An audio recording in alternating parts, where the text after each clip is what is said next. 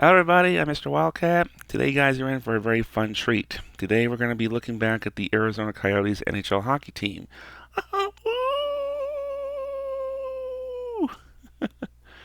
So this jersey you see, have me you have me seen, or you see me wearing. It's going to retire on my door back here after this video is done. It's going to be so when you guys go back and look at future videos, you're going to see this jersey back there as a homage to this NHL hockey team. So they Coyotes have played in Arizona since the fall of 1996. So they've been here for 28 years. They played 27 seasons. Okay, and I'll explain why of the gap in a little bit. But today we are going to talk about. It's going to be a look back at the Arizona Coyotes franchise. How did we inherit the team? The history of the team here in Arizona, the many different venues we wind up playing in, why we wind up, and how we wind up playing in those. The current situation they're in right now, and the future, not only for the Coyotes team, but also for hockey in Arizona. Okay? And I'll also talk about why. Well, why don't we start off with why is hockey a huge part of me and my family? Well, I grew up in Buffalo, okay? The Buffalo Sabres. Da da da da da. Let's go Buffalo. Da da da da da. Let's go Buffalo. Yeah, same Sabres who have not made the playoffs in 13 years. What the hell are you guys thinking? Okay, Coyotes haven't been any better. Just to make you, if it makes them feel any better. But we grew up in Buffalo. All we had was NFL football, the Buffalo Bills, and the NHL Sabres. And my father would say he took me to a bunch of Sabres games throughout the. He took me to a bunch of Sabres games when I was growing up back in Buffalo, and we got so accustomed to NHL. And in fact, the team back then was owned by the local cable company, Adelphia. So the Sabres got to have all their games televised on their local. Adelphia had this local sports channel called Empire Sports. They televised all the Sabres games. Okay, even the ones that were scheduled to be nationally televised on ESPN or Fox. Okay, what they couldn't, the only ones they actually did not televise were the ones that were.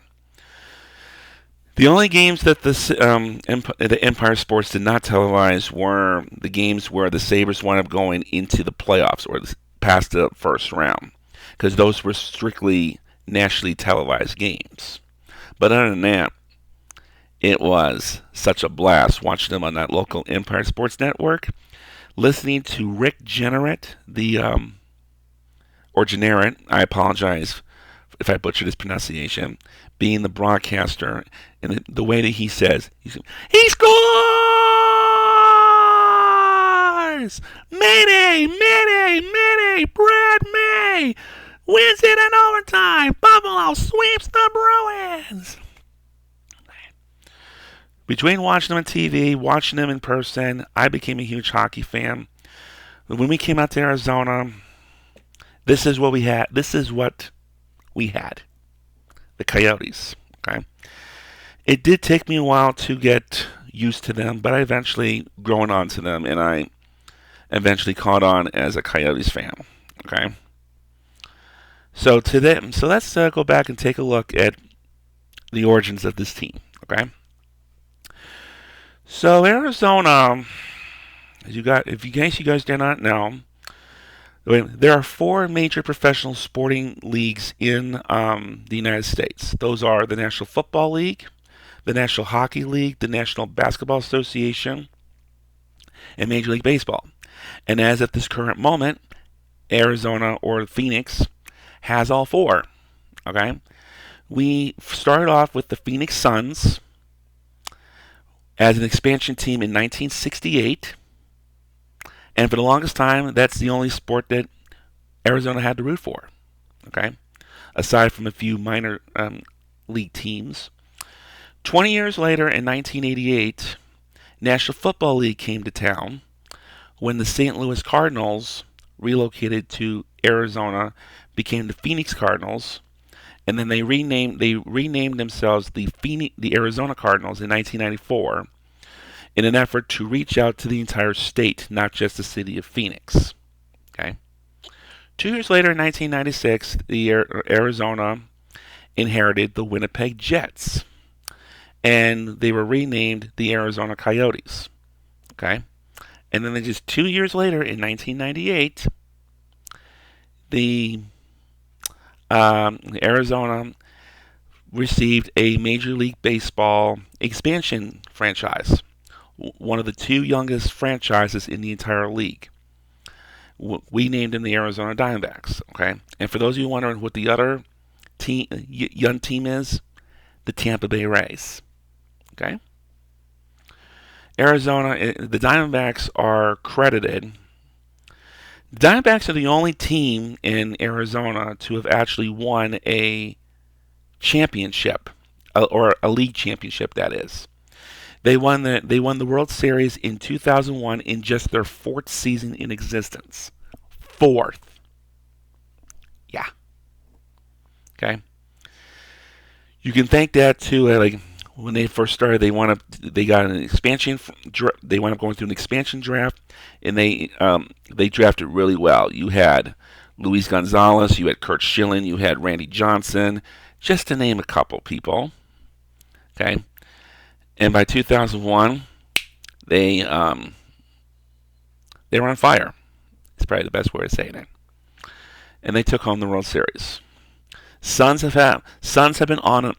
Suns are probably in the same category as the Buffalo Sabres. They have some good years. They have some bad years. They've only been to the championship round a couple of times, and they haven't really. They have still yet to win the league title. Okay. Cardinals have not, for the most part, mediocre to pretty bad. Although they've had some pretty good seasons from time to time, most of their success comes within the last 16, 17 years. Okay, they made it to the Super Bowl one year. Okay, but they didn't. But they barely lost the Super Bowl to the Pittsburgh Steelers in 2009, and they haven't been back since. All right, Coyotes and Anaheim. They have not really had a taste of that league championship or that exposure in the championship round. The farthest they ever got was the conference finals in 2012. And I'll explain, but let's save that for a little bit of time down the road, okay? So, Arizona started off as the Winnipeg Jets. The franchise was founded on December 27th, 1971, as one of the founding members of the WHA, or World Hockey Association. The name comes from the Winnipeg Jets of the Western Canada Hockey League. Okay, that's how they named him. Okay. So they had their first signing, or the original Jet, is Norm Bowden, okay, still alive to this date at the age of 82. He had played for the Winnipeg Jets, played for the Minnesota North Stars and the St. Louis Blues. So he started off at the NHL with St. Louis and Minnesota, and then in 1972 joined the Winnipeg Jets, played for the first 4 years, and then he played in the minors for the rest of his career, when he retired in 1979. Okay, he is also known for owning 2 hockey stores down in Florida, if you don't mind me saying that. Okay, so the Winnipeg Jets, they played in the World Hockey Association until 1979, when the league folded, and then in 1979, okay. While the WHA folded, there were 4 teams left, and all four of them got merged into the National Hockey League. Those are the Winnipeg Jets, the Edmonton Oilers, the Quebec Nordiques, and the Hartford Whalers. Right? So they all joined in 1979. Okay? Fast forward to the 1990s, and the National Hockey League encountered a huge surge of, there was a huge issue of sports relocation. Okay? And it mainly happened specifically in both the NHL and NFL.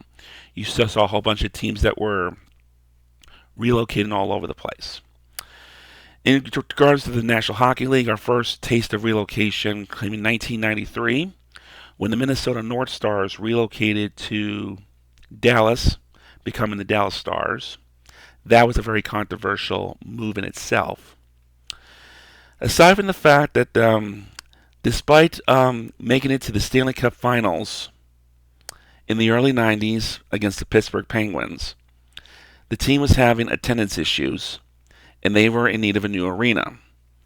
And when they were when their arena deals fell, the arena deal eventually fell through, and that was one thing. But the main thing that got Minnesota to relocate was the fact that the team's owner got caught with a mistress, and the owner's wife blackmailed him, saying, "You move this team to Dallas, or you and I are through." So in order to preserve his marriage, he took the North Stars and moved them down to Dallas, leaving Minnesota without professional hockey. Okay? And then I think there's a saying where, like, losing, okay, only an idiot can make hockey fail in Minnesota. Okay? Then a few years later, and then shortly afterwards, around 1995, you had Canada was in a massive recession. Okay, let me explain to you the situation. You had players that were being paid in American dollars, and the Canadian teams. There were 8 Canadian teams at the time. You had in the Eastern Conference, you had the Nordiques, you had the Quebec Nordiques, the Montreal Canadiens, Toronto Maple Leafs, and the Ottawa Senators. And then in the Western Conference, you had the Winnipeg Jets, the Edmonton Oilers, the Calgary Flames, and the Vancouver Canucks. Okay? All 8 of these teams, anybody who played for these teams, they were all being paid in U.S. currency, but their ticket revenues were being reported in Canadian dollars. And with Canada was in a huge recession at the time, with American currency worth a hell of a lot more than Canadian currency, which put a vast majority of the Canadian NHL teams in a financial crisis, and it put them in, and some of them were on notice that their time in Canada might be up. Okay, so starting with the Quebec Nordiques, okay, they were in what probably considered the smallest market in the entire NHL. They were in a very unfriendly English. Okay, those who didn't speak French, it was not. It was a huge, very hostile environment for those people, being that it was a very huge French-speaking population. And even though there was a newspaper that did print their news in English, that was only on a weekly publication versus a daily. And then all the commentary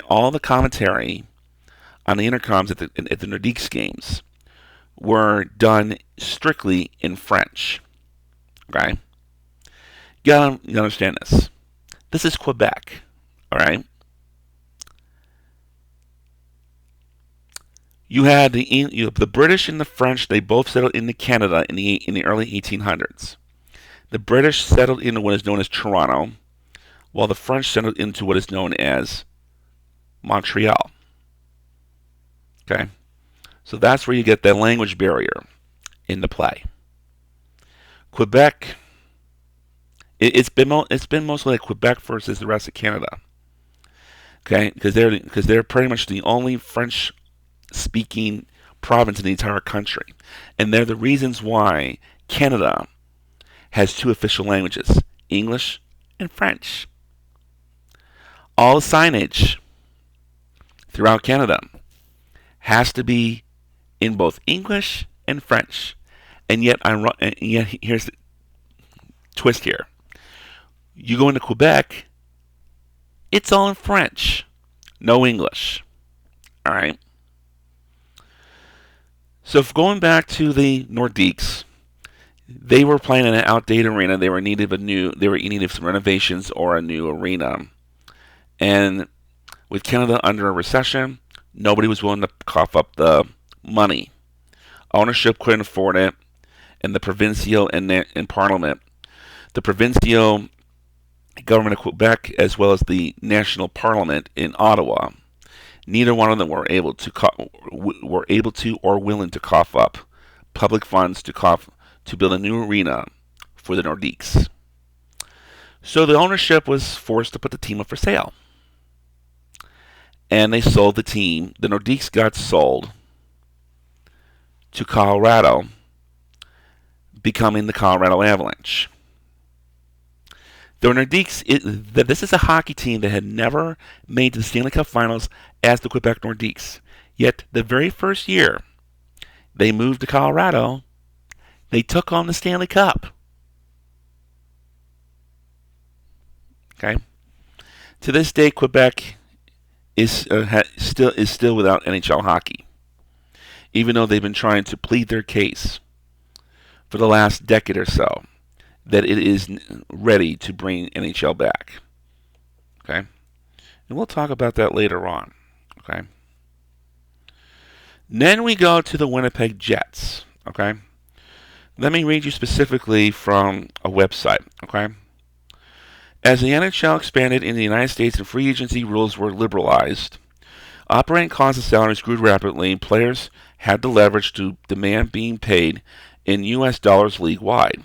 Until about the early 1990s, Canadian teams were able to pay their players in Canadian dollars, with the exceptions being contracts acquired in trades from U.S. teams. However, since the Canadian teams still collected most of their revenue in Canadian dollars, having to pay players in U.S. dollars proved to be a serious drain on finances given the declined value of the Canadian dollar. For most of their NHL tenure, Winnipeg had the league's second smallest market and was set to become the smallest market after the Quebec Nordiques moved to Denver as the Colorado Avalanche. Despite a loyal fan following, serious doubts were raised about whether Winnipeg could continue to support an NHL team. Additionally, their home arena, Winnipeg Arena, was over 40 years old, had no luxury suites, and numerous obstructed view seats. Faced with mounting losses, Jets owner Barry Schenkarl agreed to sell the team to American businessmen Steve Glutstern and Richard Burke for $65 million.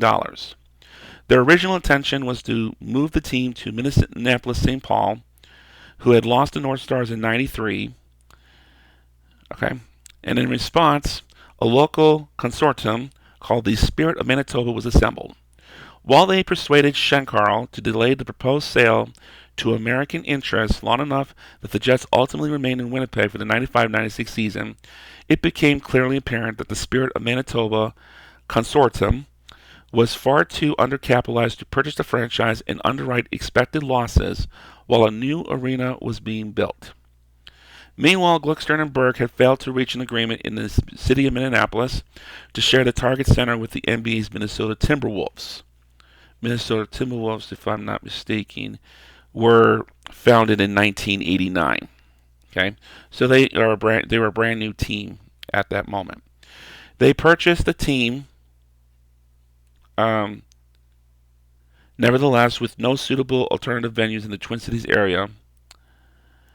And then eventually they agreed to sell the team to Jerry Colangelo, who were the owners of the NBA's Phoenix Suns, move the team to Phoenix and become the Phoenix Coyotes. The Jets managed to qualify for the playoffs in their final season in Winnipeg, play their final game on April 28th, 1996, a home playoff loss to the Detroit Red Wings by a score of 4-1. Norm McCaver is credited for scoring the last goal in the original Winnipeg Jets history. So the Phoenix Coyotes relocate to Arizona in the summer of 96, ready to play for the 96-97 season. Okay? Let's see.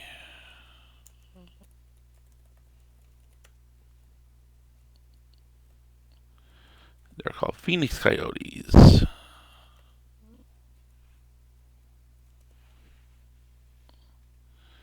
Okay. We're going to share with you some of the players that winded up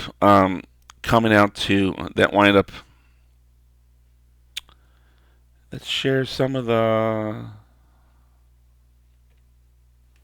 players and stuff that wind up playing for the Coyotes during their first year out in Arizona. Okay.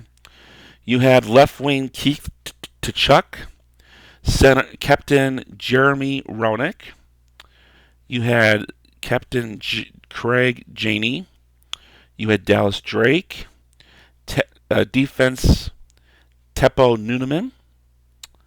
You had right wing Shane Doan, who was probably best known as the greatest Coyote of all time. He started off with the team during their final year in Winnipeg, came out to Arizona, and he played a huge chunk of his time with them. Let's see, who else do we have? We had goalie Nikolai Kubabalin, okay, who played 72 games. And I think that's pretty much their. We also had Dallas Drake. Got to mention him as well. Okay. Dallas Drake, Keith Tkachuk, Oleg Tavdorsky, and Chris Kane. They took home huge awards at the end of their first season in Phoenix. Okay. Phoenix Coyotes, they wind up finishing as the 5th overall seed in the Western Conference, land themselves in the postseason versus the Mighty Ducks of Anaheim, okay, which took them to a 7th game in the first round. Mighty Ducks won that series 4-3. Okay. NHL, okay. When they first moved to Arizona, there was pretty much, they had to find somewhere to play. All right, of course. And the only facility that was big enough to accommodate the Coyotes was America West Arena, that was built in 1992 for the Phoenix Suns NBA basketball team. Here is the problem. All right. Okay. Of course, the Suns, they had played at the Veterans Memorial Coliseum from 1968 until 1992 when they moved into America West. But here's the problem with America West. It's a basketball arena. All right. It was built specifically for NBA basketball. And nobody at the time thought, you know what? Well, maybe we should build it. Our city is starting to boom, and it's not going to be long before the National Hockey League decides to bring an NHL franchise to our town. So why don't we make this arena big enough to accommodate an NHL hockey team for a future hockey team? They didn't think about that. Okay, they somehow found a way to get this rink to fit in America West, but it came at a huge cost and consequence. There was huge seat obstructions in the arena. Okay, fans were not happy. Fans were not. All right. Fans weren't a lot of fans were not happy with this. Okay, so let me read you another thing here. Okay, this is from America. It's now called the Footprint Center, but When the original Winnipeg Jets publicly announced their intention to relocate to Phoenix for the 96-97 season, the arena was quickly reconfigured to accommodate ice hockey. Unlike most multi-purpose arenas, it was not designed with an NHL hockey rink in mind. Its tight seating configuration is suited for basketball, but made it logistically difficult to fit a standard NHL rink onto the floor. The lower level had to be sheared in half to fit the rink and create retractable seating. As it turned out, the result was completely inadequate for the Coyotes. 3 entire sections at one end of the ice hung over the boards. Fans sitting in those sections could not see roughly 1/4 of the ice, including one of the nets, except on the video boards. The problems were so serious that after the team's first season in Phoenix, the team had to curtain off some seats in the areas where the views was particularly obstructed, reducing the arena's listed capacity to 16,210. The arena added a second video board for an area of particularly obstructed views and proposed numerous plans to improve sightlines and boost seating capacity to above 17,000, although these did not come to frustration. The Coyotes were forced to sell many obstructed view tickets at reduced prices. Additionally, an unfavorable lease caused further financial troubles that impacted the team for much of the time it played in the arena. Okay? So the Coyotes were not happy about playing in America West. Fans didn't have the same view either. Now, I unfortunately did not have a chance to go watch the Coyotes when they played America West Arena, so I can't tell you what it was like. However, there was one time, okay, my father and I went in 2004, my junior year of high school. I wind up receiving free tickets to watch the Arizona Arizona Rattlers arena football game. Okay, they played America West at the time, and they were in the nosebleeds. And I'll tell you right now, Father and I were not happy with these seats. Okay, sitting in the nosebleeds, like the arena football field, they wind up having to reconfigure it like they did with the NHL hockey rink, and we couldn't see a good part of the field. So whoever built this arena is a fucking idiot. All right. Yes, I understand that Phoenix is a basketball town, or at least it was a basketball town when they built this arena. But shouldn't you also configure for the future? Let's put in some. Let's make it big enough to accommodate a future NHL hockey team. We know that the NHL is going to want to put a team here. Okay. So the Coyotes started shopping for sites to build a new venue. Okay. And then for the longest time, they were looking at this abandoned Los Arcos Mall site in Scottsdale, up in the northeastern portion of the Phoenix Metro. Okay. Going in, okay, and then meanwhile, all this is going on. Let's take a look at the Coyotes' history. Let's take a look at their history. Let's see. First year they lost to the Mighty Ducks in the first round. Then they 97-98 they made it to the first round as a number 4 seed. Fourth in the Central, that is. Okay. When they wound up losing to the Detroit Red Wings in the first round, 4-2. Then the Coyotes joined the Pacific Division in 1998. They lost in the first round to the St. Louis Blues, 4-3. In the 99-2000 season, they lost to the Avalanche, 4-1. 2000-2001 season, my first year in Arizona, they did not make the playoffs. 2001-02 season, they made it into the quarterfinals, losing to the San Jose Sharks 4-1. Okay, and that would be their last trip to the postseason. 1, 2, 3, 4, 5, 6, for about 8 years. Okay, until the 2009-2010 season when they would make it to the first round of the playoffs. In the 2009-2010 and the 2010-2011 seasons, Coyotes would lose to the Detroit Red Wings in the first round of both of those rounds. When they got to the 2011-2012 season, Coyotes took home their first and only divisional title. At the time, there was only like a 3-point difference between winning the division and missing the playoffs altogether. So it was a very close race, and the Coyotes were lucky enough to land themselves as a number 3 seed in the Western Conference playoffs, where they wound up taking home a divisional title.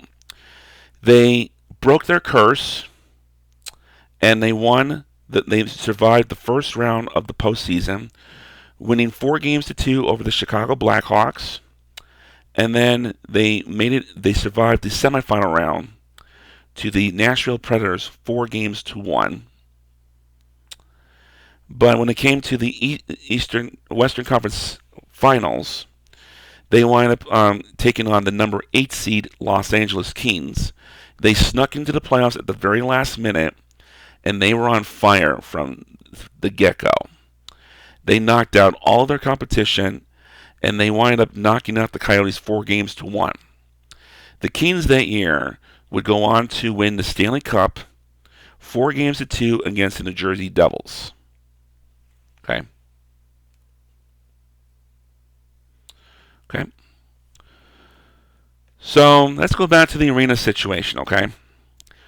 As we approach the 2000s, we're approaching the 2000s. Okay.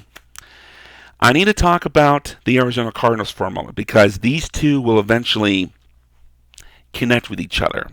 So you guys need to understand their side as well. Okay. So the Arizona Cardinals, okay, when they first moved to Arizona from St. Louis in 1988, the only facility that was big enough to accommodate them was Sun Devil Stadium at Arizona State University. So they agreed to play there.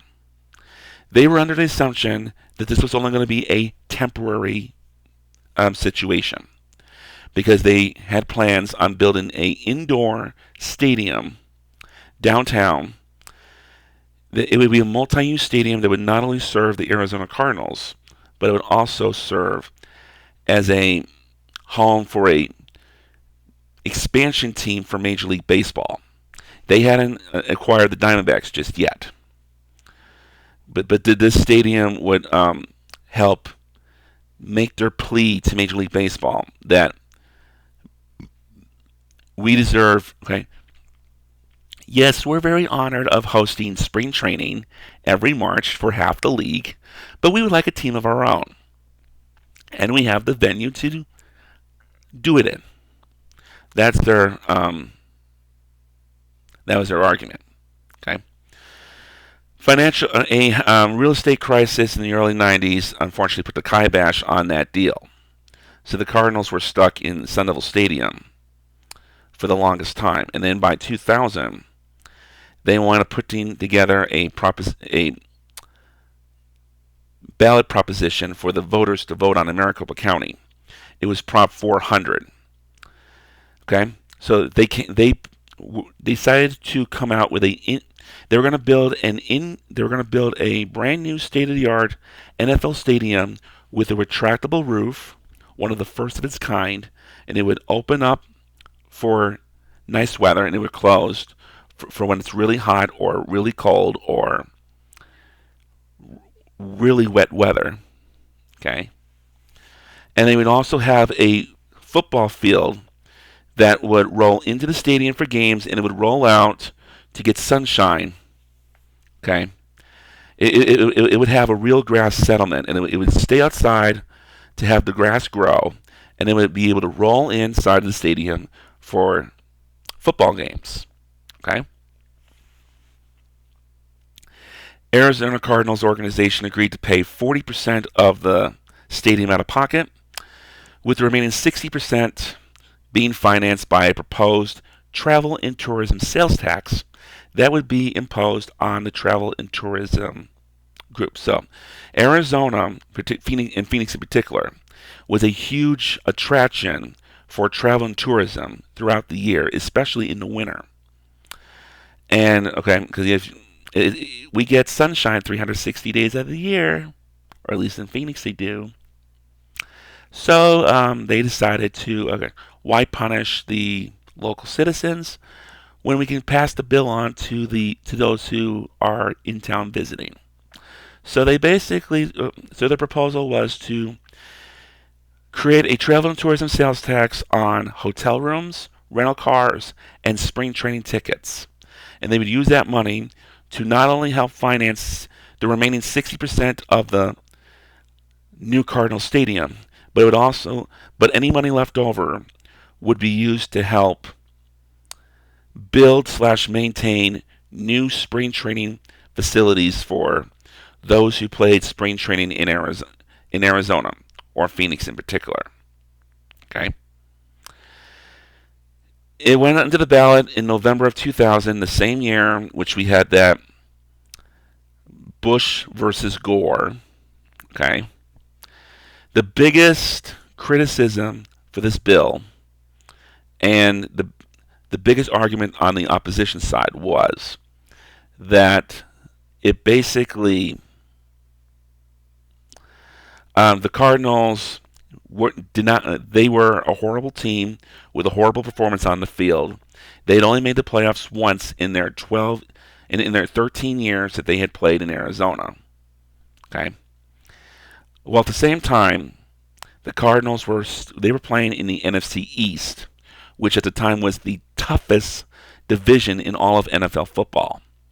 They got stuck playing the New York Giants, the Philadelphia Eagles, the Washington Redskins, and the Dallas Cowgirls. Okay? Twice a year. Once at home and once on the road. And might I add that between 1991 and 1996, 5 out of the 6 Super Bowl titles in that time frame came from the NFC East. Largely in part because the Buffalo Bills choked and eventually just did not care about winning the Lombardi Trophy. You're welcome, NFC East. Okay? And it wouldn't be a couple years until they would realign the divisions throughout the league and would probably put the Cardinals in the West along with the Rams, the 49ers, and the Seahawks. Okay? So that wouldn't be happening for a few more years still. Okay? Cardinals, the reason why they're part of the NFC East was because they had played in St. Louis when they last realigned the divisions, and they did not do a proper realignment until the Houston Texans joined the NFL in 2002. Okay. In fact, when they did come out with this proposal to realign, to do 4 divisions for each of the conferences, there were 2 teams who abstained from this move. One of them was the Cardinals, and the other was the Rams. The Cardinals abstained because they were worried about where they were going to get placed. They wanted out of the NFC East, and they were afraid of whether they're going to get put in the West or the South or whatever. And the Rams abstained because they had just moved out to St. Louis. They had a long-time rivalry with the 49ers, and they wanted to stay with the 49ers. Okay? So St. Louis, okay, the tale of 2 football teams, they had the honors of being part of the NFC East and the NFC West. Okay?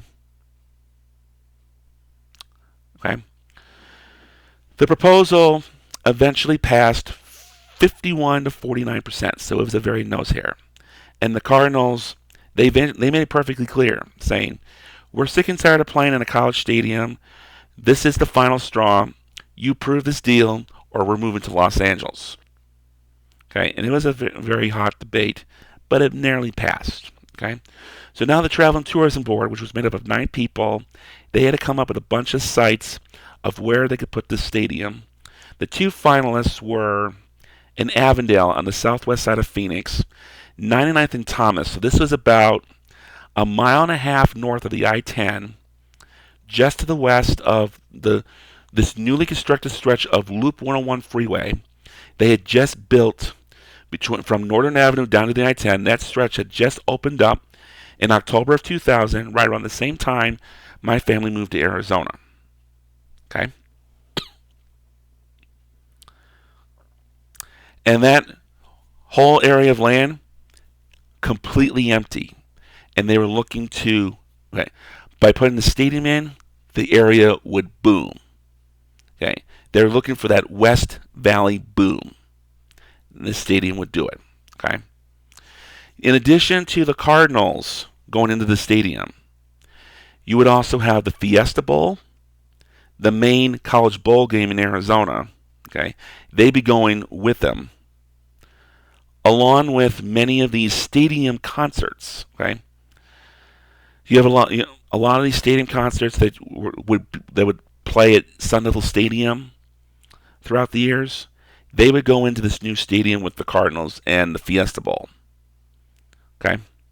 The other finalist was in Tempe, in this one piece of vacant land they had left, and they were and being at their practice facility was nearby, and Tempe was extremely desperate to keeping that sales tax revenue coming in for the Cardinals and the Fiesta Bowl that they had been bringing in while these things were at Sun Devil Stadium. Okay, so those were the two finalists, and eventually, it wasn't even close. It was by a vote of 6-3 or something like that. They voted in favor of the Tempe site, and this came with huge controversy.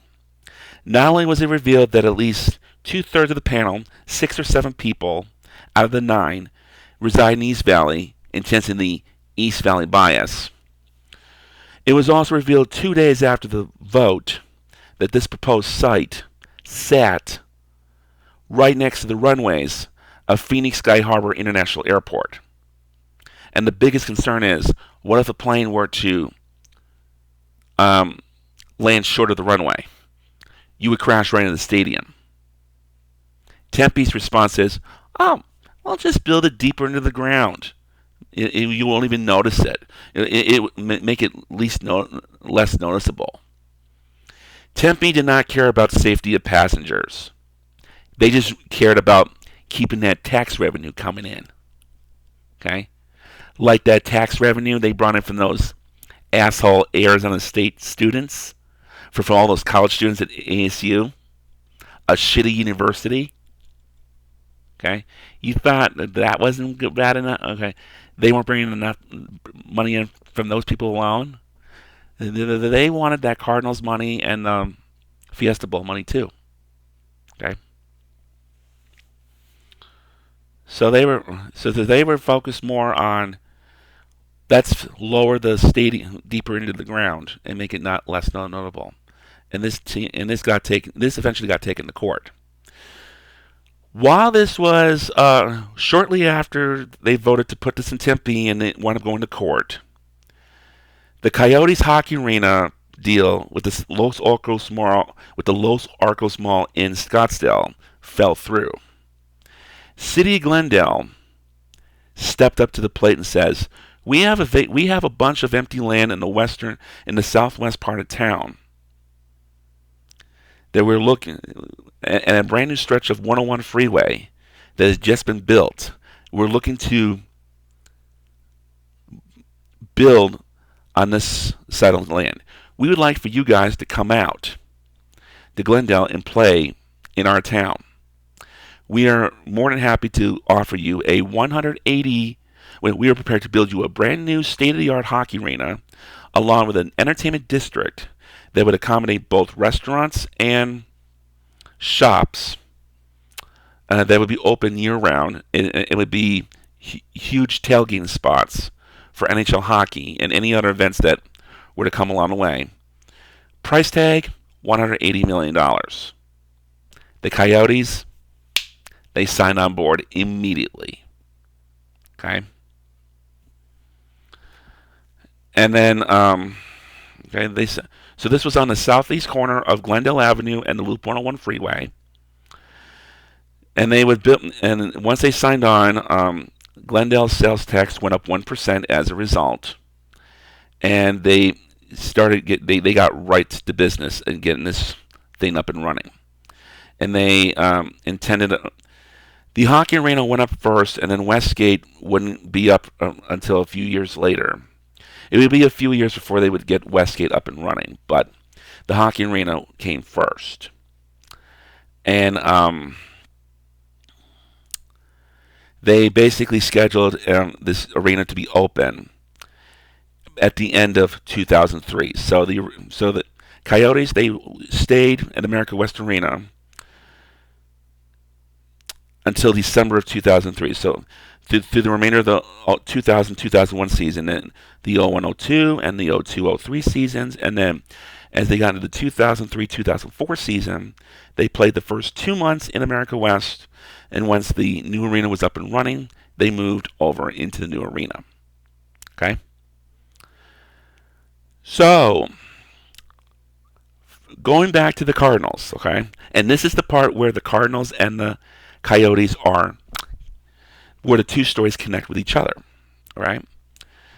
So going back to 2001, the Cardinals Stadium hassle was still in court. Tempe was rushing construction material onto the site, and they were going to start construction. They wanted to start construction right away, to where, like, by the time this got decided out of court, it would have been too late. All right, but just before they were about to break ground, 9/11 happened, where the planes crashed into the World Trade Center and the Pentagon and some out in random field out in Pennsylvania.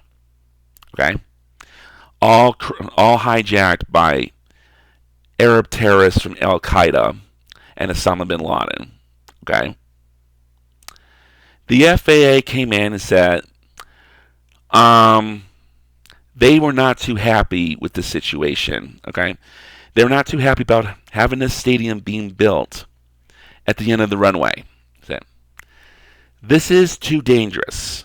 All right, we don't want a repeat of 9/11, of what just happened to the World Trade Center. This deal is off. You have to build this elsewhere. Okay, this is the FAA. All right. And to this date, I still don't even know what the FAA stands for. So,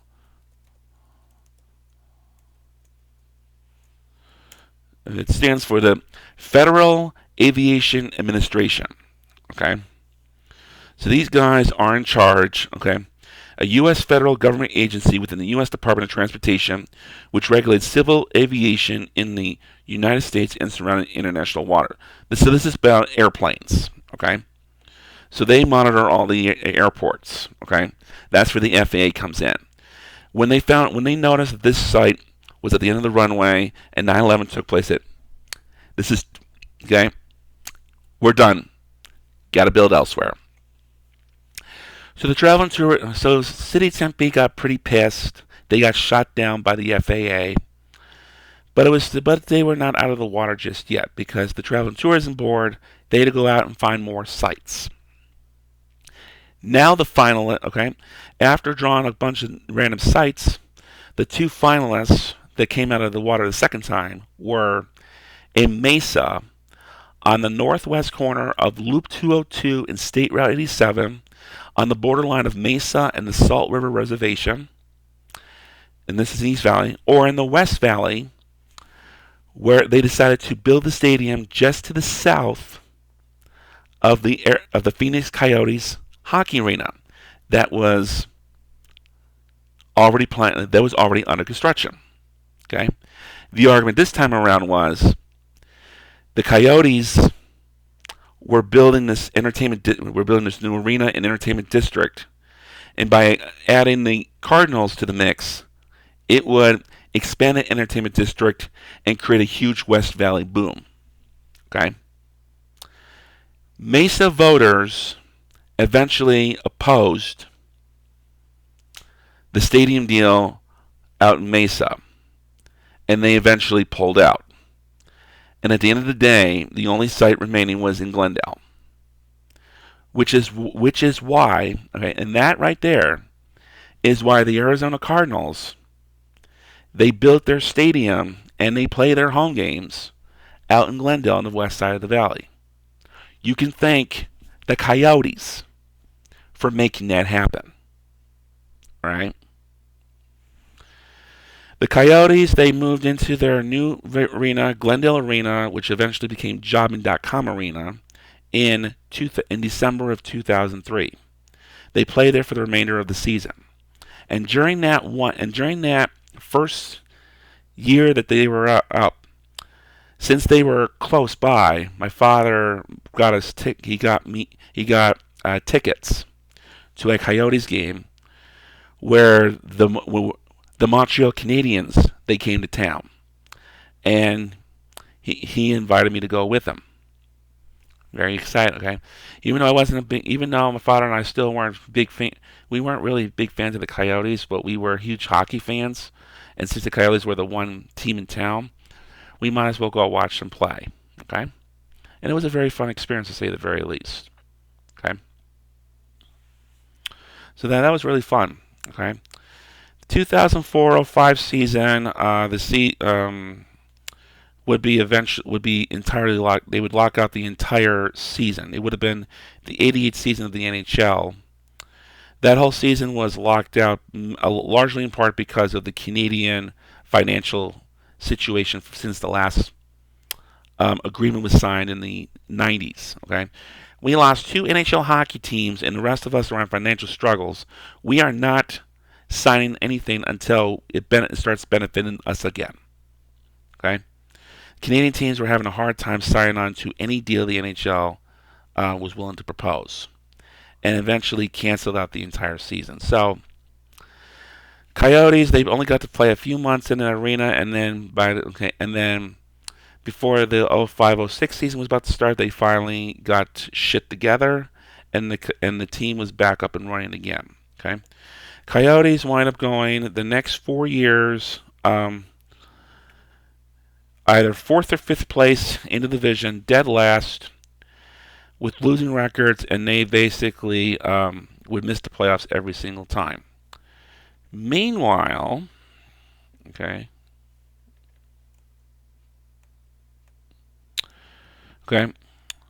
you have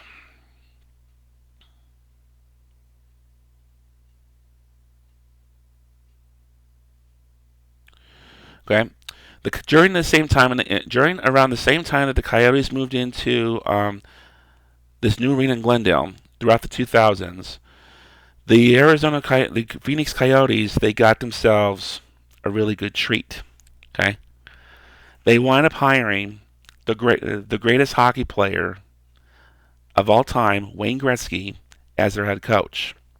Okay, this, unfortunately, it did not work out the way it was expected. Okay, you may be the greatest player you may have been the greatest player to have ever played the game, Wayne Gretzky, but you are not a good coach. Okay, some players, they may be good players, but they're horrible coaches. Okay, it's kind of the same situation where, like, you might have played really well in college football, but played really shitty in the NFL. Tim Tebow and Johnny Manziel are really good examples of that. Okay, both of whom were Heisman Trophy winners. You might have won a Heisman Trophy in the college level, but you totally suck in the NFL. Okay, we fast forward to the end of the decade. All right, December 2008, the media became aware that the Coyotes were suffering massive losses and that the NHL was paying the team's bills. The media reports that they were minimizing these reports by Commissioner Gary Bettman and Vice President Bill Daly. Okay, Moyes, who was the owner of the who at the time, let's see,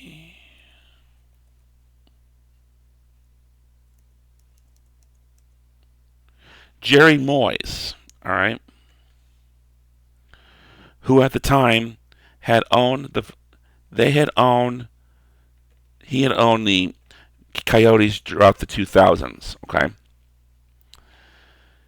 He in May 2009 decided to put the team into bankruptcy court hours before Bettman was presenting him an offer to sell the team to Chicago Bulls and Chicago White Sox owner Jerry Reinsdorf. Moyes intended to sell the team to Canadian billionaire Jim Balsill, who was the same guy who created the BlackBerry phone, or in charge of the BlackBerry phone, that is. The intention was for Jim Balsill to relocate the Coyotes to Hamilton, Ontario. Okay? This was a huge disaster because, let me tell you something, okay? Buffalo, New York, and Toronto, Ontario. They're 90 minutes apart from each other. Okay? Hamilton, Ontario sits right in the middle. Okay? More like a 10-minute drive from Toronto. Having three teams so close was not going to sit well with the National Hockey League. Okay? Even though Toronto, by this point, was the largest city in Canada, they were not in a very good mood of putting a second NHL hockey team in the Toronto market, especially with the Buffalo Sabres nearby. So, National Hockey League stepped forward. They stepped up to the plate. They stripped Moyes of his remaining ownership authority. He was no longer the owner. NHL became the owner. They became the owner of the Coyotes. Okay? So the team wound up sitting in bankruptcy court hearings throughout the summer of 2009, and where they would determine the fate of the team and the holding company. Two potential bidders of the team surfaced, which are Reinsdorf and Ice Hedge Holdings, but they did not submit a bid for the team. National Hockey League put in the only rival bid to Balsill for the team, while intended the Moyes-Balsill deal violated NHL rules. The bankruptcy court voided the planned sale to Balsill, accepting the NHL's argument that bankruptcy could not be used to circumvent NHL rules. The NHL's bid was also declared insufficient, but the judge left the window open to an approved bid. Moyes and the NHL wound up settling, while the NHL purchased the team and assumed all its debts. The NHL negotiated a temporary lease with the city of Glendale, who owns, okay, by this point it was called the Gila River Arena, okay, named after the Gila River Indian Reservation, which sat to the south of the Phoenix Metro, okay. Okay, they also own the Gila River casinos, which were heavily advertised on television throughout Phoenix, okay. So the NHL wind up owning the Coyotes for a couple of years because there were a couple of people or a couple of groups that eventually stepped up to the plate, wanted to buy the Coyotes off the NHL's hands. Okay, the Coyotes also wound up getting a new coach at the time.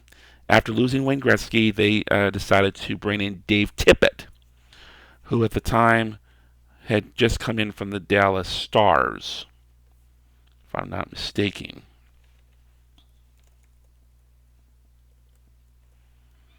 So let's briefly talk about Dave Tippett, because he was a huge part of Coyotes during this bankruptcy sale. So he played, he played NHL hockey for the Hartford Whalers, Pittsburgh Penguins, Philadelphia Flyers, and the Washington Capitals, all during his time. From between 1983 and 1994, he played for all of these teams. He served as the head coach of the Dallas Stars.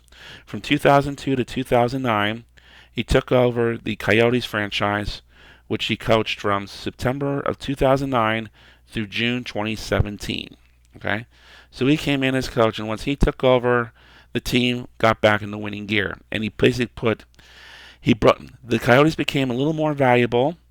They became a little more attractive, and it sparked interest in potential buyers for buying the team. Coyotes were back in the playoffs for the first time since the early 2000s. But unfortunately, they could not escape the Detroit Red Wings. Okay.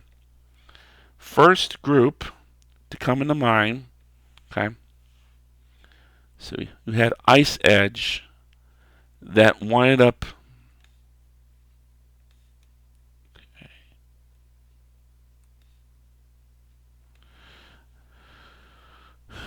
They stepped up to the plate, wanted to buy the team from Glendale.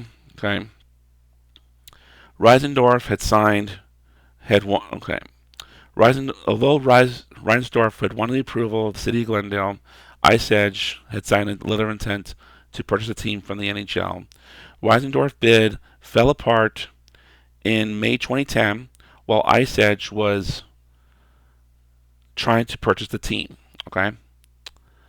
Unfortunately, okay, at the same time, okay, you had Matt Holsizer, who was a Chicago investor, who was also part of this Ice Edge group.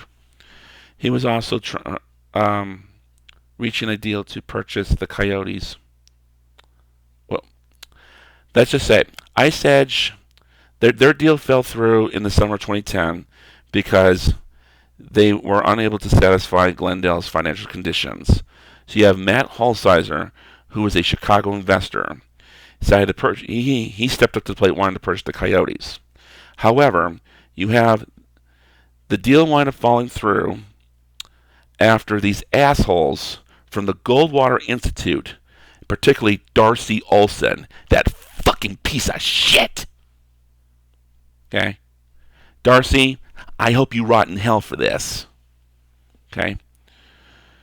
So Goldwater Institute, they were eyeing all this Coyote stuff, and they were threatening to sue over the legality of payments Glendale was making to Holsizer prior to the consortium buying the team. The threat of the suit may have prevented the sale of bonds to finance the payments. Okay. Meanwhile, at the same time, okay, we come to 2011. Winnipeg had just built a brand new state-of-the-art arena for its minor league team, hoping to lure the NHL back. They saw that the Coyotes were in financial trouble, and they were wanting to bring the Coyotes back home to Winnipeg. Okay, which at the time, the only other time that a team had relocated to its previous market after relocating was the Raiders, which they had moved from Oakland to Los Angeles and then back to Oakland. Okay, and then since then has been followed by the Rams, moving from Los Angeles to St. Louis and back to Los Angeles. Okay, so City of Glendale, they had a potential buyer on the set at the time. They decided to cough up $25 million to keep the Coyotes in town for another year in an effort to work out a deal with this owner. Plus, it also was the cheaper way to go. They'd already spent $180 million on this hockey arena by denying the $25 million payment.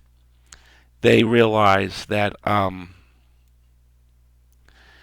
they would be. They needed the Coyotes to stay in town because they were bringing in money, even though they were in trouble. It was better than nothing, and keep the $25 million payment was the better alternative, which is why the city of Glendale eventually voted on it. After the city of Glendale voted that to keep the Coyotes in town for another year, Winnipeg either moves on another market called the Atlanta Thrashers, which at the same time was having ownership troubles of their own, and they were wanting to put the team up for sale. And with no local owners wanting to buy the team, Winnipeg stepped up and says, "We want to buy you guys. We want to buy the Thrashers," and relocate them back to Winnipeg. Okay. NHL said, "Not so fast. You got to prove to us that you are really serious about the NHL. You got to sell 15,000 season tickets within a certain amount of time to show us that you guys really care." Okay. They had like a couple days or weeks or something to do it. They did it within a couple of hours. Okay, Gary Bettman did everything he could to try to keep the NHL out of Winnipeg, but there was no more avoiding it. Okay, he did everything he possibly could to prevent it from happening, but the powers were it was overpowering. So the Thrashers moved to Winnipeg, and they became the the resurrected Winnipeg Jets. Okay. When the Winnipeg Jets returned for the 2011-2012 season, it was the first time the Coyotes. The Coyotes they opened up their season at home against the newly created Winnipeg Jets. Old Winnipeg versus new Winnipeg. Okay, and they wound up playing in Winnipeg in December of 2011 for the first time ever. So they went up there for the first time. At the time, they only played the Jets twice because they were in two different conferences until 2013 when they realigned the entire league. And okay, when they went up to Winnipeg, despite the fact that Shane Doan was playing for the Coyotes, he got a standing ovation from the Winnipeg crowd, and it was because Shane Doan, at the time, was the last active player from the original Winnipeg Jets. He had played for Winnipeg the last time they had an NHL hockey team. So even though the rest of the Coyotes got booed at, Shane Doan got a standing ovation, and that was very respectful for them. Because I'll tell you right now, around that same time, LeBron James, who had played 7-8 years with the Cleveland Cavaliers, had just moved down to Miami. When he returned to play in Cleveland for the Miami Heat, the whole crowd booed him. Of course, they're all chanting, "Asshole, asshole." They should be chanting, "We have no life, no life." You gotta be out of your mind. People love to get together. No shit. Anyway, so that was very classy of Winnipeg to give Shane Doan that ovation despite the fact that he no longer played for them. So, Winnipeg Coyotes were by the following year the Coyotes wind up see.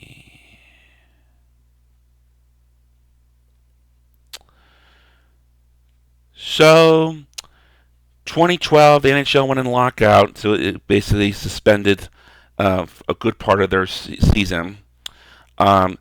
Greg Jameson, who was a former owner of the San Jose Sharks, okay, he was in line to buy the Phoenix Coyotes, okay. Unfortunately, this deal, okay, the deal would have kept the Coyotes in Phoenix for the next 20 years, relying on a taxpayer subsidy.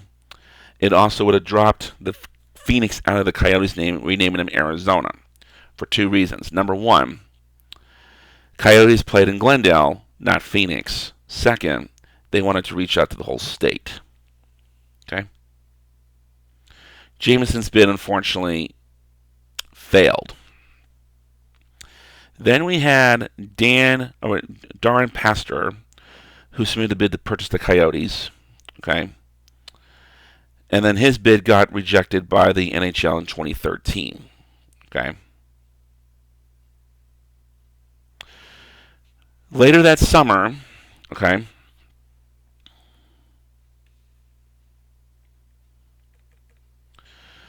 the NHL basically gave they pretty much were had enough. We need a new owner now. Glendale had just elected a new city council, and this new city council was not willing to cough up any more money for the Coyotes. They already coughed up $75 million in the past few seasons just to keep them in town. And the NHL was now in the position of relocating the Coyotes to another market if they could not find a new owner quickly. But they got very lucky. In the summer of 2013, by a vote of 4 to 3, Glendale City Council approved a 15-year lease with the Renaissance Sports and Entertainment Group. They would purchase the team from the NHL for $225 million. Okay? The deal, it would basically keep them in Glendale. It also has the City of Glendale giving $15 million a year for management fees. The clause stipulating RSC can relocate the team after 5 years if it occurs $50 million in losses. Okay. Once the new ownership was in place, Coyotes club president Anthony LeBlanc publicly announced that the team would change its name from Phoenix to Arizona, mainly because they played in Glendale, and they did not play in the city of Phoenix, but they played in Glendale. And if you were to call them the Glendale Coyotes, they say, who the hell are they? Okay.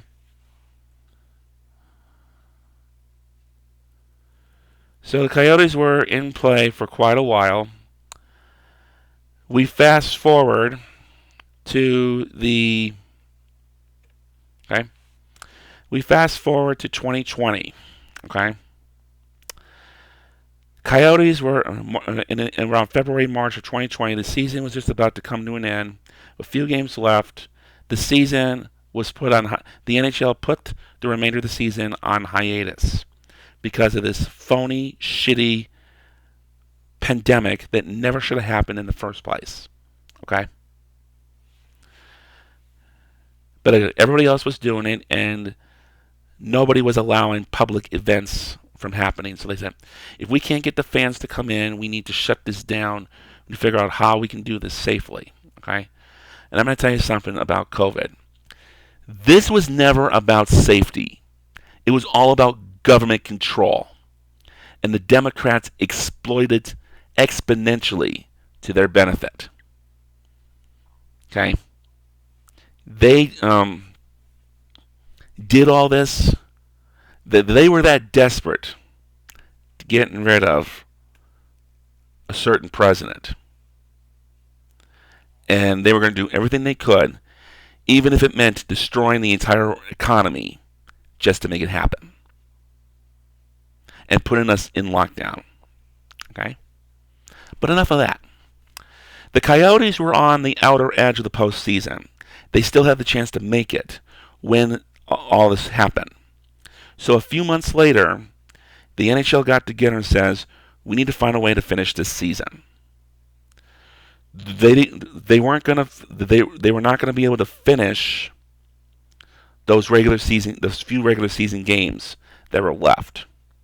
And because we had teams on the bubble at the time that they went on hiatus, they decided we are not going to. The NHL said the only way to make this fair would be to institute a 12-team do a 24-team playoff versus a 16. We bring in the top 12 teams from both leagues, and we're gonna send it because international travel was off limits, especially bouncing back and forth consistently. The way to handle it was basically the NHL took the top 12 teams from both leagues and sent them up to Canada. The Western Conference sent the 12 teams out to Edmonton, while the 12 Eastern teams went out to Toronto.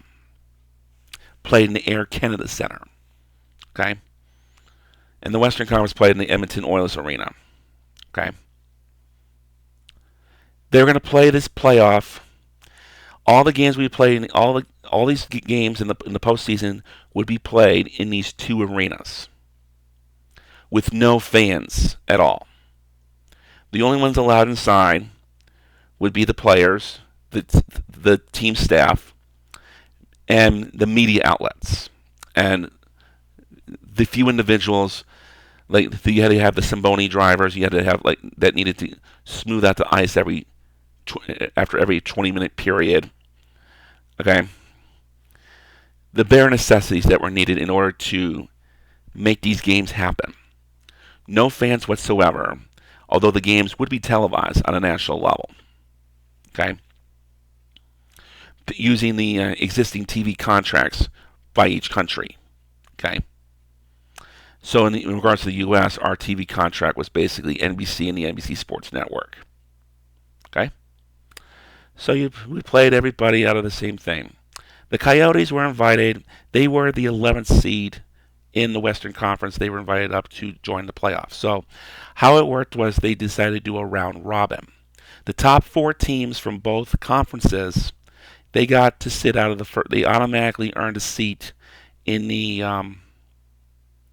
quarterfinal or the first round of the playoff, while everybody else played a round robin. So it was best of 5. Whoever you basically played a best of 5 series against one individual team. Okay, the first team to win 3 games from the round robin moved on to the quarterfinals. Coyotes played the Nashville Predators in the round robin and won 3-1. Okay, once the round robin was done, the 4 teams to survive the round robin from each conference were moved into the quarterfinal, and they were reseeded based on how they were placed. Okay, the highest surviving seed from the round robin went in as the 5th seed. Second highest surviving went to the 6th, and then 7th and 8th so vice versa. Okay, so that's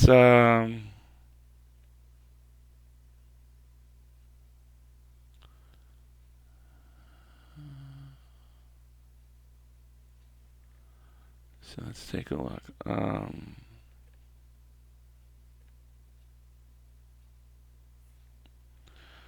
I need to figure out. Okay. Okay. So they beat the Predators 3-1 in the qualifying round or the round robin. They moved into the first round or the conference quarterfinals, losing to the Colorado Avalanche 4-1. Okay. That particular season, the Dallas Stars and the Tampa Bay Lightning made it to the Stanley Cup Finals, which they played out of Edmonton, and the Tampa Bay Lightning took home the Stanley Cup. Okay, they would also repeat as Stanley Cup champions the following year. And even though the Tampa Bay Lightning would, for the 2023 Stanley Cup Finals, for the 2022 Stanley Cup Finals, even though Tampa made it to a 3rd consecutive trip to the final round, they would lose that three-peat to the Colorado Avalanche, okay, who I believe are undefeated in the Stanley Cup Finals. Okay, so that was the last time the Coyotes had made the playoffs. It was pretty stupid. It was a pretty controversial. It was kind of a pretty controversial way of doing it, but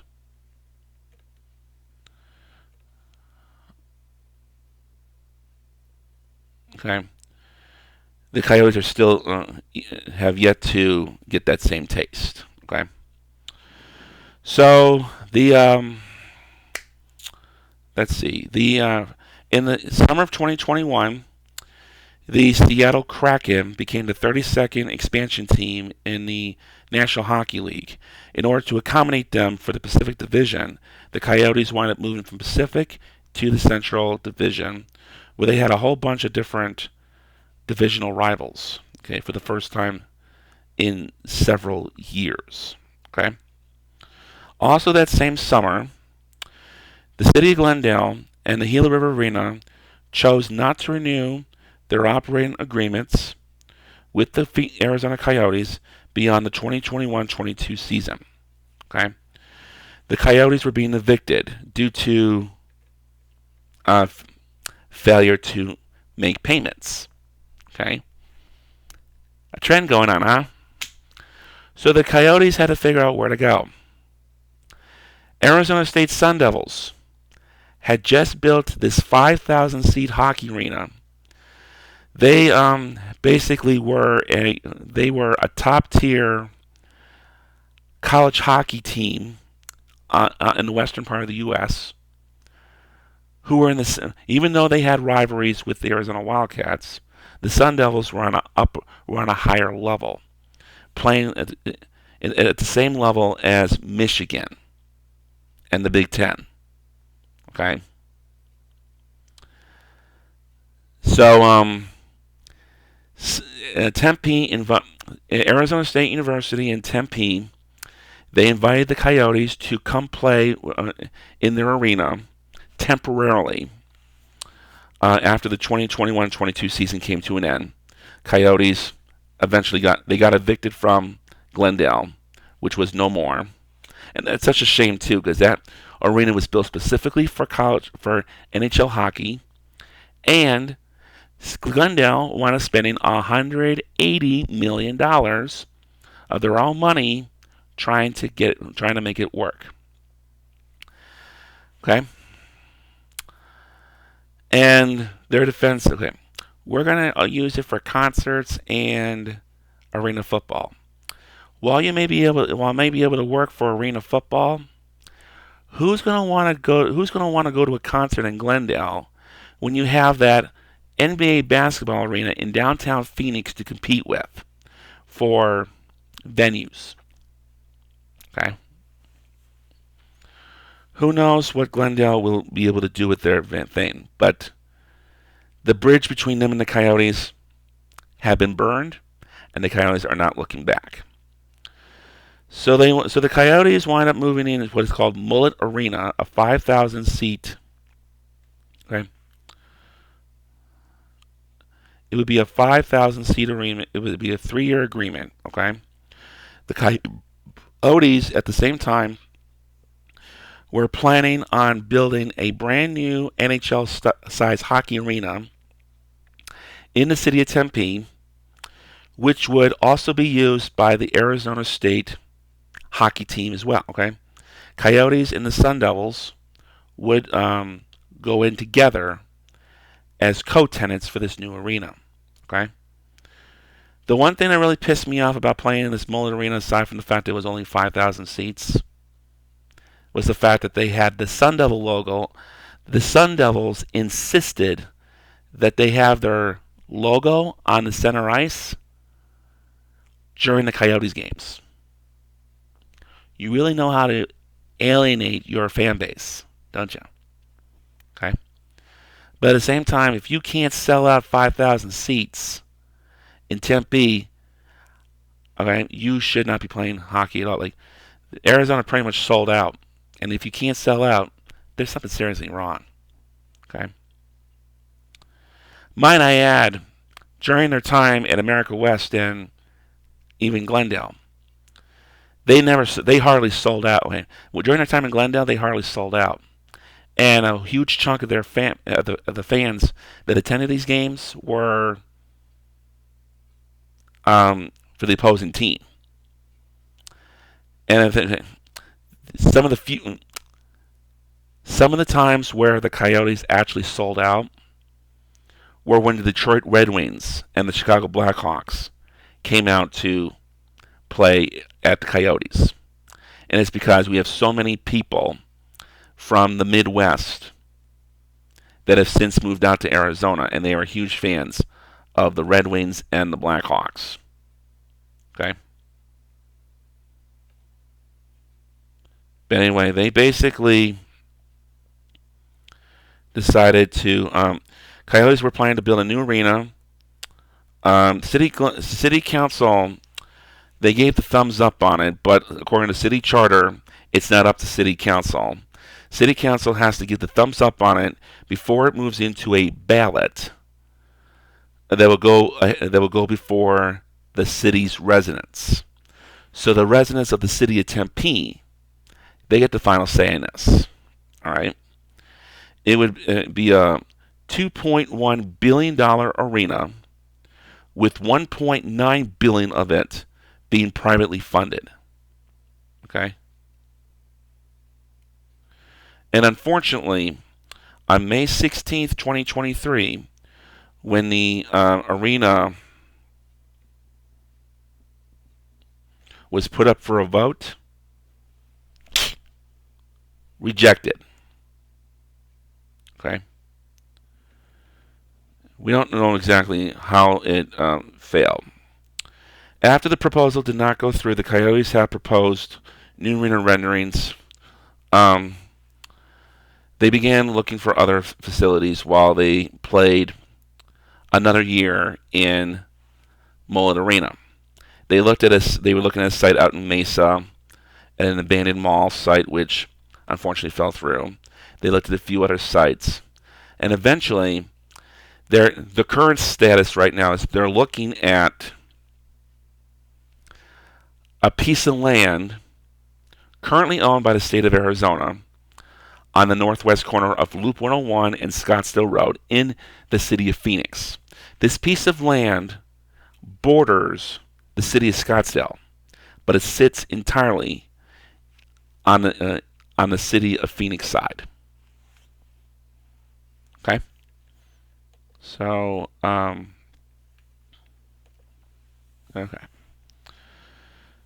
So let's talk. Coyotes spoke with the city of Mesa about a potential arena at the Fiesta Mall site, but that was rejected for unknown reasons. January 2024, Scottsdale Mayor David Ortega announced his opposition to a Coyotes proposal which planned an arena in northern Phoenix near the border of Scottsdale. Following this, the Coyotes initially stated on social media their commitment to keeping the team in Arizona. They announced the ownership was intending to win a land auction of 110 acres of state-owned land between Scottsdale Road and Loop 101 in Phoenix to build an arena. The auction was supposed to have been held in January 2024, but has now been postponed to June. On April 13th, 2024, it was reported that with the NHL's permission, the Coyotes were making efforts to relocate to Salt Lake City, Utah, following concerns about an indefinite time frame on a new arena and the effects of continued play at the Mullet Arena. This involved the NHL buying the franchise, then reselling it to Ryan Smith, owner of the Utah Jazz of the National Basketball Association, for a reported $1.2 billion. Of the payment, $1 billion went to Coyotes owner Alex Morello for the sale, and $200 million would go to the NHL's other owners as a relocation fee. The Utah team will play home games at the Jazz's home arena, the Delta Center. Renovations will be required to make it the team's permanent home, similar to the renovations made to Climate Pledge Arena before the Kraken began play in the NHL. And might I add it, for the Kraken, that was the original Key Arena, which the Seattle Supersonics played in from 1967 to 2008, before they wound up relocating to Oklahoma City. Okay, renovations were done to accommodate an NHL hockey team, and now that the NHL has returned, and now the NHL has begun play in Seattle, it opens the door for an NBA team to return to Seattle, okay, which they have been promised for 16 years. Okay. But going back to the Coyotes, rather than formally relocate, the Coyotes franchise was marked dormant, with Utah considered an expansion team in a similar situation to the Cleveland Browns and Baltimore Ravens of the National Football League. Those of you who wanted to know more about that, I did a video a couple weeks ago about the Baltimore Colts relocation to Indianapolis, which had just turned 40 years old a few weeks ago. So go watch that video to know more about that, okay? Morello subsequently remains on the NHL Board of Governors as an observer, retaining the rights to the Coyotes brand with a 5-year window to complete a new arena and reactivate the Coyotes as an expansion team. The sale was finalized on April 18th after the NHL Board of Governors voted to establish a team in Utah. Okay? So unfortunately, on April 17th, the Coyotes wound up playing their final home game in Arizona at the Mullet Arena as the Arizona Coyotes, okay, beating the Edmonton Oilers 5-2, okay. So the Coyotes had been on numerous their broadcasting rights in Arizona had been wide variety. Okay, has been on a wide range. Okay, since their establishment in Arizona in 1996. Okay, so let's talk about that. Okay, broadcasting. So as of right, okay, for many years, okay, from its move in 1996 to the end of the 2007-08 season, the regional television rights for Arizona Coyotes were split between Fox Sports Arizona and over-the-air broadcasters including KTVK, Channel 3, KASW, the WB network, and KAZT, all right, which was an independent station. Okay. After from the 2007-08 season to the 2023 NHL preseason aired, Fox Sports Arizona and later Bally Sports Arizona was the exclusive regional television rights owner of all Arizona Coyotes games not broadcast nationally by NBC Sports Network, NBC, ESPN, ABC, or TNT. As part of the Bally Sports bankruptcy proceedings on October 4th, 2023, Diamond Sports rejected Bally Sports Arizona's contract with the Coyotes. Beginning with the 2023-24 NHL season onward, Scripps Sports will become the new exclusive regional television rights owner of all Coyotes games not broadcast nationally going forward. The biggest controversy with this, with the TV contract that the Coyotes had, anytime the Phoenix Suns or the Arizona Diamondbacks had games up at the same time as the Coyotes, Coyotes were always given last priority. Okay? Phoenix Suns were always given first priority over the Coyotes. Yes, I understand that the Suns had always been an Arizona team, and they had a huge fan base, and they have been here longer than everybody else. It does not give them the excuse to be given first dibs. Okay, you need to be able to find a way to accommodate both of them at the same time. And for a while, the Fox Sports Arizona response was they were going to create a second premium channel, which would be a backup, and they would broadcast the Coyotes on the backup channel live, and then they would rerun that game on the main Fox Sports Arizona channel during the overnight hours, which wound up forcing me to stay up overnight, okay, to watch the Coyotes game, which unfortunately they wind up cutting due to time constraints. Due to time constraints, we moved further into our broadcasting rights. Okay, that wasn't really fair. Okay, okay. They really should have found a way to be able to accommodate both of them together. All right, and I find it really pissed off. All right, even the news. Okay, Coyotes were rarely. Anytime the Coyotes played, they were rarely mentioned unless they were the okay. Anytime like the Suns were playing, the Suns were always they would always be given coverage during the sports commentary. The Coyotes were hardly given anything unless they were the only sport playing that day or if they were in the postseason. The only times I ever saw the Coyotes being mentioned on the local news during the sports segments, because it's all about, because up there it's all about the Arizona Cardinals, the Phoenix Suns, the Arizona Diamondbacks, and even the fucking Arizona State Sun Devils, a collegiate program. They got more coverage than the Coyotes did. All right,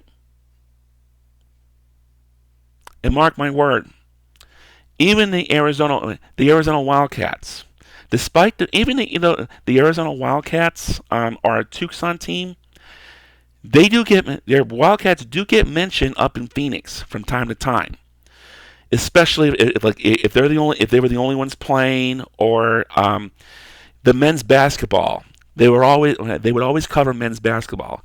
Even Arizona Wildcats, like despite the fact that they were a Tucson team and not a Phoenix team, they got more coverage in Phoenix than the Coyotes did too. Okay, and they were not too fond of the Wildcats, might I add. The Phoenix stations, that is. Okay, so unfortunately, because of this arena situation, the Coyotes are unfortunately history. Okay, we don't know if they're going to be kept the Coyotes when the team moves to Salt Lake for the upcoming year. We don't know if they're going to be kept the Coyotes or if they're going to come up with another name or something like that. But what we do know is that even though the NHL has left the Arizona market, at least on a temporary basis, there's still a light at the end of the tunnel. Okay? We still have that potential sale that's supposed to be happening about 2 months from now in June for that piece of land. And if we wind up winning that sale, then the NHL will find a way to they're going to expand from 32 to 34 franchises, with one of those going to us, and of course they would have to create a 34th franchise to even out the leagues. That 34th team, who knows where it would go? Could be Houston, could be Quebec, Kansas City. Who knows? But even Atlanta. A lot of people are saying Atlanta's already had 2 shots, and every time you give Atlanta a hockey team, they somehow find a way up in Canada. Because like 1974 to 1980, Atlanta had a first shot at a hockey team called the Atlanta Flames, and in 1980 they relocated to Calgary, becoming the Calgary Flames. Okay, and then you have the Atlanta Thrashers. They were created in 1999. Atlanta given a second chance. They couldn't handle it either, so they wanted to relocate into Winnipeg, becoming the Winnipeg Jets, or the resurrected Winnipeg Jets. Okay. So here's what I'm going to say. Okay. I am going to miss the National Hockey League in Arizona, and I know a lot of people in Arizona are very upset right now about losing NHL hockey. Me, personally, this is the first time I've experienced losing a local sports team from my market. So this is hitting me pretty hard as well. Okay? And even though we are not going to be having NHL hockey for at least for right now, there is a light at the end of the tunnel. We need to focus on getting that arena deal finalized, or at the very least whether it's up in North Phoenix or somewhere else, and then telling the National Hockey League we want our hockey back. Okay. We saw, even though that arena on the last night was loaded with Edmonton Oilers fans, we saw a lot of Coyote fans too. And that's okay. And even though there's only a few people that could fit in that arena, there are thousands of more fans outside. Okay, and there's probably going to be there's got to be several thousand fans more, whether they were outside the arena or throughout the state or even throughout the country, including myself, that were watching on television. And I tell you, I cannot remember the last time I wind up crying. Okay, I'm in my late 30s, and I wound up crying last night as the Coyotes that game came to an end. Okay, it's okay to cry. It's Coyote fans. It is okay to cry over such a loss, because it's like losing a loved one in your a family member. Okay, a team that you rooted for several years. They're not here no more. your heart's been broken. Okay? What really pisses me off the most is you have you have thousands. Okay, there's got to be at least thousands of people elsewhere, whether they're in Salt Lake or in other parts of the country, even in Canada, that are celebrating the Coyotes being relocated out of Arizona. And this is what I have to say about this. I am not laughing. This is not funny, and we Coyote fans do not appreciate your inappropriate and immature behavior in a morning time like this. How would you feel if one of your loved ones passed away? If you had a child or a spouse or a parent or a sibling that dropped dead today, and you saw me celebrating, sitting there, glorifying their death. I got a dad and you don't. I got a dad and you don't. How would that feel? Exact same feeling we're having right now. Alright?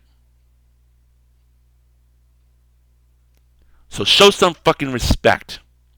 You may not like the Coyotes, or may not be a fan of hockey in the desert, but show some fucking respect already. Okay? This isn't the last you've heard of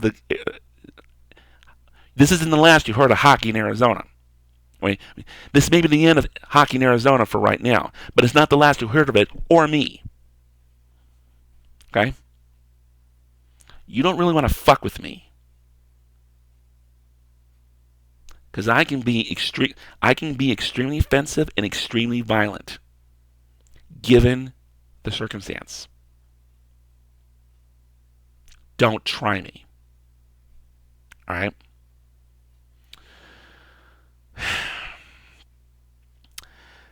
I am going to miss hockey in Arizona.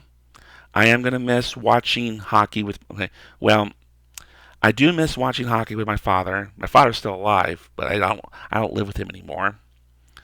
I'm going to miss watching the Coyotes on TV. Missing going to the actual hockey games. Father and I have gone to a couple of Coyotes games in the last 20 years. Okay? When they were in Glendale. I bought this thing here at that shop they had when the Coyotes were playing in Glendale. Okay? And it's now going to retire. All right? But I'm not going to give up watching the NHL hockey. Okay? When the NHL does return to Arizona, I will be supporting the new team. Whether they're called the Coyotes or get renamed another team, they will always have my support. Along with the Pittsburgh Penguins, who my father grew up watching, and the Buffalo Sabres, which I grew up watching. Okay? But I don't think I will be watching a team from Salt Lake, given the fact that you guys have robbed the team from the desert, or from Arizona. Okay? So I'm going to conclude, okay? Don't give up, Arizona. We may have lost the battle, but we haven't lost the war. We still have that laying sail going on later on this summer. And if we can win that, hockey will be back. Whether or not we get to still be the Coyotes will be dependent on the National Hockey League. But whether they're named the Coyotes or get renamed somebody else, this new hockey team that comes in will always have my support. Till the next time we meet, I'm Mr. Wildcat. Remind you to help control the Mormon population. Have your kids spayed or neutered. Fuck you, Salt Lake.